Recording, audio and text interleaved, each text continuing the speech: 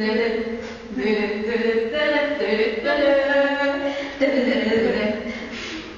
zu unserer Sendung Was hat Vanessa in ihrer Tasche?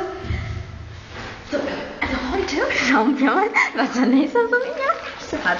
So, also woher hast du die Tasche? Vom Altpapier.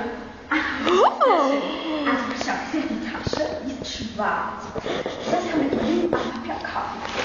Dann haben wir hier Waschmaschine, das ist das Wäschspender. Dann haben wir hier Bettspiegel, das hat sie wohl alles mit ihr gemacht. Und hier haben wir eine Flasche. Hoch, Akku.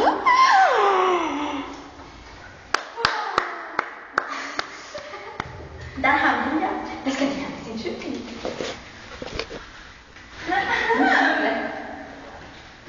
Nochmal. Warte. Kondome. Was soll ich sagen? Sonst fällt es gleich. Vanessa? Ja, und jetzt ist die Tasche leer. Und jetzt unser Zauber. Aus der Tasche kommt ein Kaninchen. Und jetzt zu unserem allergrößten Zauber. Ist das für Vogel? Nein. Gut.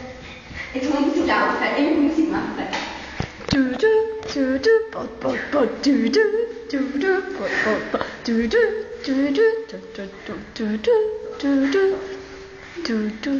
und jetzt.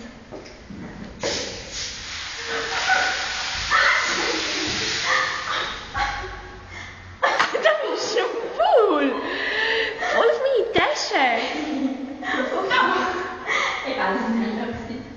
Und das war die Sendung, was hat Vanessa in ihrer Tasche?